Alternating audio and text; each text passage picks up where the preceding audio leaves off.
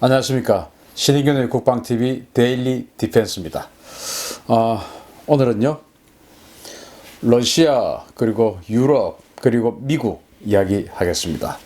러시아가 노르웨이를 공격하는 훈련을 했습니다. 스칸디나비아 반도에 있는 노르웨이, 그걸 공격하는 훈련을 했거든요. 그런데 이게 이제 미국이 개입되어 있다라는 건데, 미국과 러시아가 과연 군사적으로 어디까지 갈 거냐?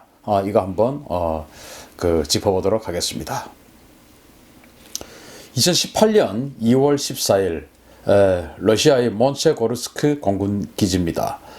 지금 뭐 갑자기 2019년 2월 15일, 6일 막 이런 어간에 뭐 1년 전 이야기를 하고 있냐 라고 하실 수 있지만 1년 전 이야기를 지금 노르웨이군 최고의 장성이 이야기를 했기 때문에 이 내용이 알려진 겁니다. 그래서 그 이야기를 하겠는데요. 여기 한번 보시면 여기 별표가 있는 곳이 있습니다. 지도에. 여기가 바로 러시아의 몬체고르스크 공군 기지입니다. 자, 그런데 이 지도를 자세히 또 한번 보시면 여기가 이제 북극 연안인데 바로 옆이 또 노르웨이예요. 우리는 이 노르웨이는 스칸디나비아 3국 중에서 가장 서쪽에 있는 그 나라라서 러시아하고는 제법 좀 떨어져 있다. 핀란드만 러시아하고 국경을 다 마주하고 있을 것이다 라고 상상할 수 있는데 이 지도를 보시면 그게 아니에요. 노르웨이하고 러시아는 북극해를 마주하고 바로 국경을 마주하고 있습니다. 그래서 노르웨이 바로 옆에 있는 이 몬체고르스크 공군기지에서 이 수호이 24라고 하는 지상 공격, 제공 침투 지상 공격 전투기가 무려 11대나 떠서 노르웨이를 공격하는 훈련을 했다라는 겁니다. 자, 이걸 이제 누가 이야기했냐? 바로 이 사람입니다. 모르텐 하가룬데 중장이라는 사람인데 현재 노르웨이 국방부 정보국장입니다. 대단히 고위직 인사고 현역 군인입니다. 이 사람이 작년 이야기를 이제 작년에는 워낙 심각했겠죠. 그래서 이야기를 하지 않고 있다가 1년이 지난 지금 이야기를 합니다. 뭐라고 이야기를 하냐? 이렇게 이야기를 합니다. 지난 2018년 2월 14일 러시아군의 드라마틱한 모의 공격이 있었다. 11대의 수호이 24가 노르웨이 북부 바르데 마을에 설치된 레이더 기지에 대해 모의 공격을 감행했고 우리 지역에서 러시아군의 이 같은 행위는 경악할 만한 시그널이다. 이렇게 이야기를 했어요. 정말 경악할 일이죠. 자, 여기 보시면 러시아군의 공군기지에서 이렇게 수호이 24들이 11대나 떠서 북쪽으로 쭉 올라갑니다. 올라가다가 기술을 또 서쪽으로 꺾어서 노르웨이 쪽으로 한번 진입했다가 다시 동쪽으로 꺾어서 또 북극 쪽으로 쫙 올라갑니다. 그리고는 완전히 180도로 선회를 하면서 노르웨이의 바르데 마을에 있는 레이더 기지를 향해서 11대가 아주 긴급 공격을 하는 그런 대규모 공격 훈련을 한 겁니다. 이게 이제 노르웨이에서 공개한 항적입니다.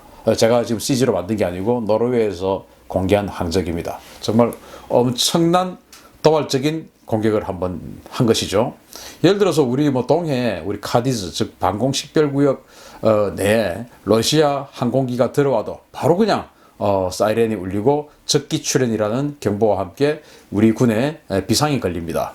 그런데 이건 지금 자신들의 영토를 향해서 바로 그냥 급선회 해가지고 지금 공격하는 그런 자세를 취했다. 그것도 세계에서 가장 호전적인 국가이면서 가장 강력한 군사력을 갖춘 국가 중에 하나인 러시아가 이런 일을 했다라고 하는 것은 노르웨이 입장에서는 정말 모골이 송연한 그런 일이 될 수밖에 없는 것입니다.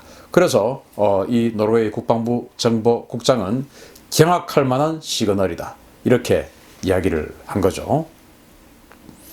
자, 그러면은 이 작전에 동원됐던 이 수호이 24는 어떤 기체냐를 이제 한번 알아보고 또 들어가도록 하겠습니다. 수호이 24 펜서라는 별명을 가지고 있는데 장거리 전투 공격기입니다. 러시아판 F-111 아드바크 전폭기라고 불리는 가베닉 전폭기인데요. 저고도에서도 마하 1.1 이상의 고속으로 침투하여 정밀 유도 무기를 투발하는 전문 공격기입니다. 러시아 공군의 장거리 타격 전력의 중핵 역할을 맡고 있는 그런 공격기인데, 가베닉 전투기. 그래서 가베닉이라는 것은 날개가 움직인다는 말 아니겠습니까? 저속으로 날 때는 옆으로 펼치고 고속으로 날 때는 뒤로 제치고 이렇게 해서 날기 때문에 이것은 저속으로 또 저공에서 이렇게 비행을 할 때도 충분히 양력을 받아서 비행을 할 수가 있고, 또 여러 가지 어떤 그런 날개를 뒤로 젖히고 하는 그런 자세를 취할 수 있기 때문에 저공에서도 아주 고속으로 날아갈 수 있고, 뭐 그런 장점을 가지고 있고, 최대 속도는 마 1.35입니다. 전투 행동 방향은 우리 F-15K하고 비슷한 그런 능력을 가지고 있죠. 무려 1250km의 전투 행동 방향을 가지고 있고, 무장 탑재량은 8톤, 제법 많은 무장을 실을 수가 있습니다. 이런 수호의 24를 그 해당 공군기지에서는 운용을 하고 있기는 있는데, 해당 공군기지에서는 이 수호 24를 전부 정찰기 버전만 쓰고 있습니다. 그런데 작년 훈련에서 러시아는 순항 미사일을 쏘아서 타격하는 훈련을 했거든요. 그러면 그 정찰기에는 이 순항 미사일이 탑재가 안 됩니다. 그렇다는 것은 결국 다른 기지에 있는 수호의 24들을 11대씩이나 대량으로 끌고 와서 작전을 한 것이죠. 그렇다는 것은 거의 작심하고 마음먹고 한번 작전을 한 것이다, 이렇게 볼 수 있는 겁니다. 그러면은 도대체 그 마을에 뭐가 있길래 러시아가 이렇게, 우리가 뭐 생각할 때 노르웨이나 스웨덴이나 이런 나라들은 전쟁하고는 크게 관계없는 그런 나라인 것 같은데, 왜 그런 노르웨이에다가 이런 엄청난 도발적인 행위를 했을까요? 바로 러시아군이 눈에 가시로 여기고 있는 글로버스2 레이더라고 하는 이 레이더 기지가 있습니다. 바로 이 사진입니다. 레이더 돔이 있는데, 이게 이제 X밴드 레이더예요. 이거 한번 설명을 좀 드리면, 정식 명칭은 AN/FPS-129 헤브스테어라고 하는 레이더인데, 이게 원래는 미국에 있었어요.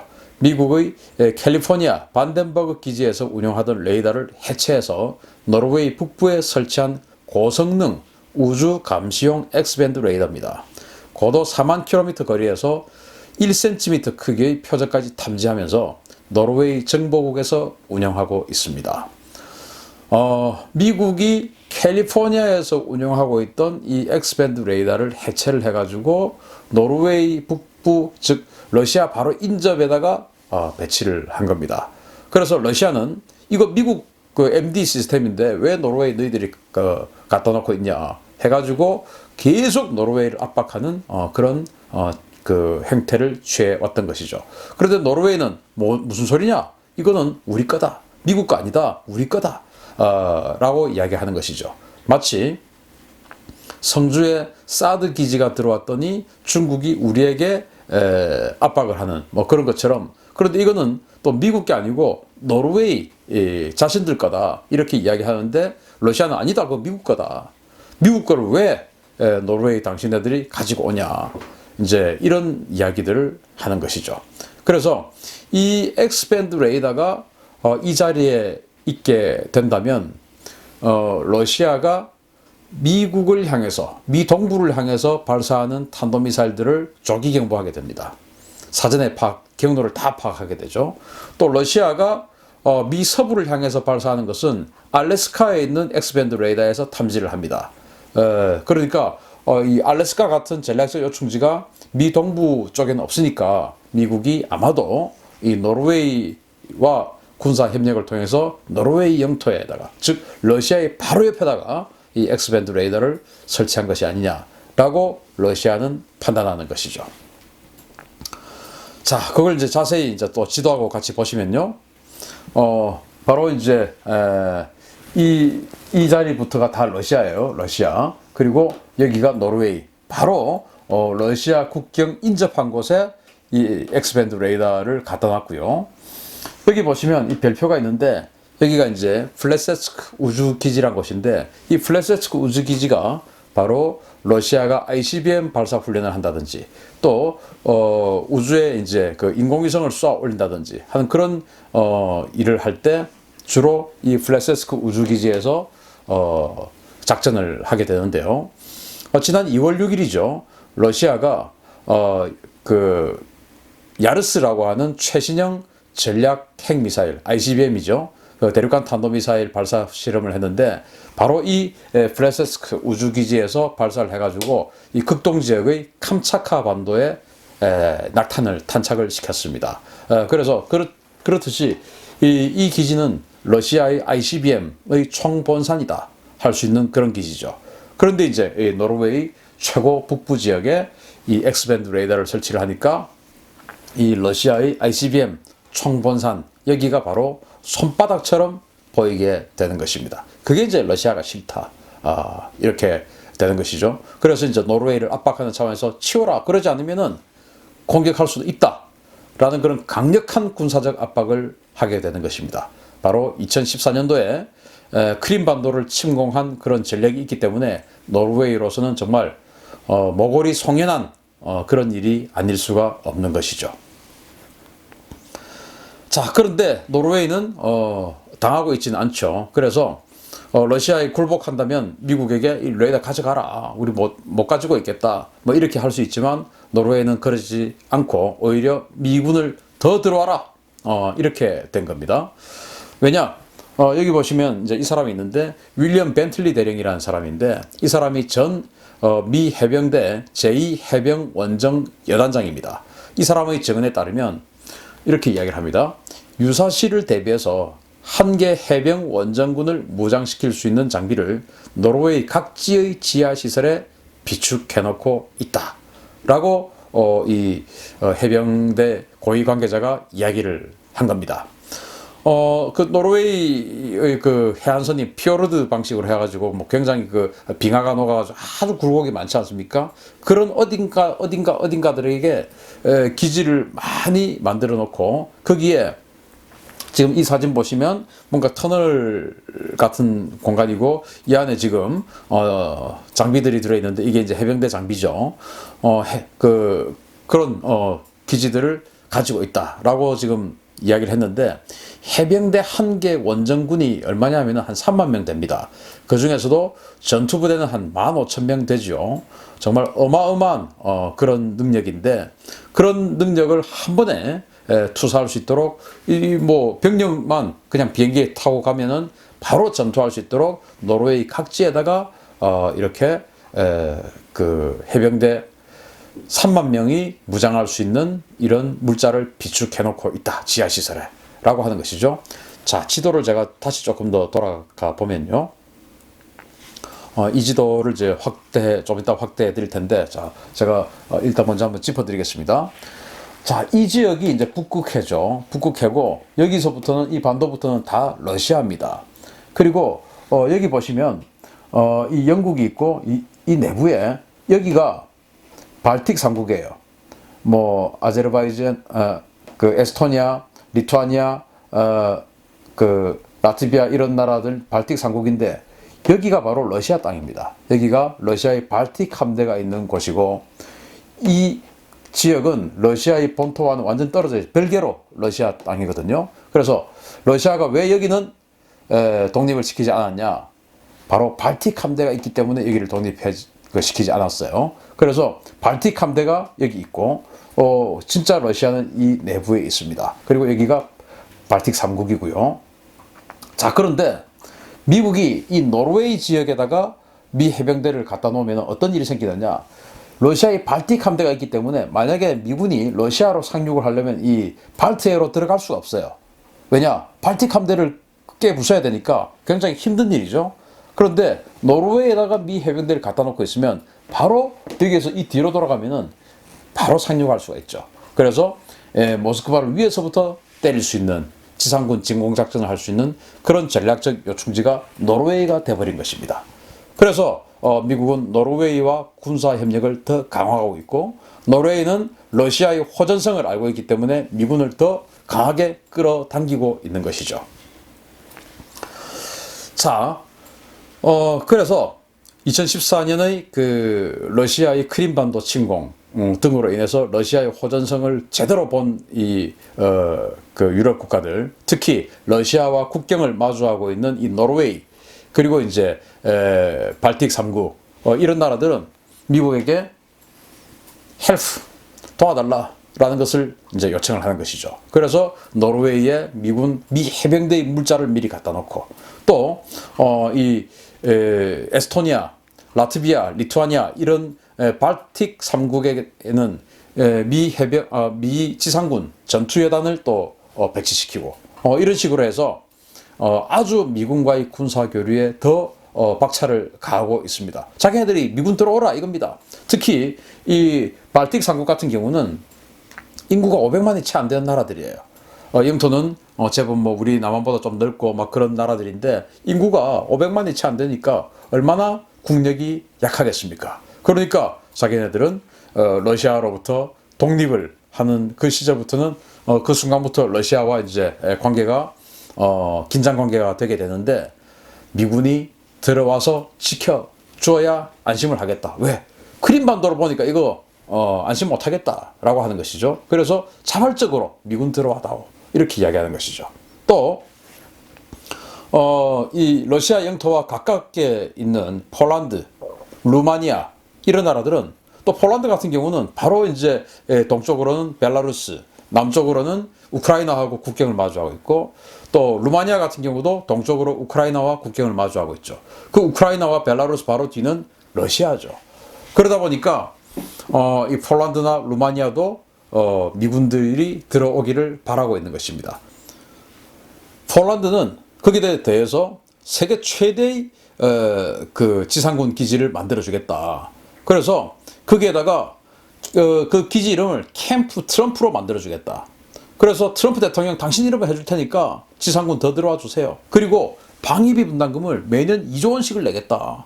바로 우리 한국보다 2배로 내겠다는 겁니다. 한국보다 경제력이 폴란드가 약하죠. 그럼에도 불구하고 안보 때문에 미군이 들어오는 것이 훨씬 더 국익이 도움이 된다라는 판단 때문에 트럼프의 이름으로 기지를 만들어주겠다. 그리고 방위비 분담금을 1년에 2조 원씩 내겠다라고 하면서 미군의 진주를 요청하고 있습니다.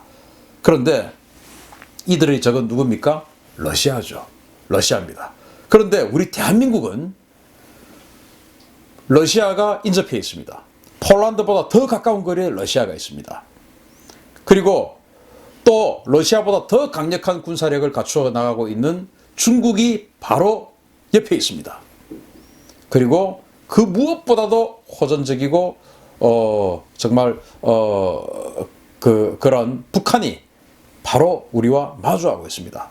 폴란드, 발트 3국, 노르웨이 이런 나라들은 위협 국가가 러시아 한 국가지만 우리는 위협 국가가 최악의 북한을 포함해서 러시아, 중국에서 3개 국가입니다. 그런데도 우리는 지금 어떻게 하고 있죠? 미군 나가주세요. 전시작전 통제권 우리 독자적으로 할래요. 우리는 자주성이 있으니까요. 우리 민족끼리 하면 안 되나요? 이따위 이야기를 하고 있습니다. 제가 이렇게 이야기하면은 저 신인균이 저 자식은 맨날 미군 똥꼬만 빠는 자식, 응? 뭐 이렇게 이야기를 하겠죠. 저 누구보다도 대한민국 국민입니다. 그런데 왜 이런 이야기를 하냐? 알기 때문에 이런 이야기 합니다. 왜 저보고 똥꼬 빠는 놈이라고 하냐? 모르기 때문에 그런 이야기 하는 겁니다. 왜 예비역 장성들이 전시작전 통제권 전환하면 안 된다라고 그렇게 주장을 하겠습니까? 알기 때문에 그런 겁니다. 알기 때문에.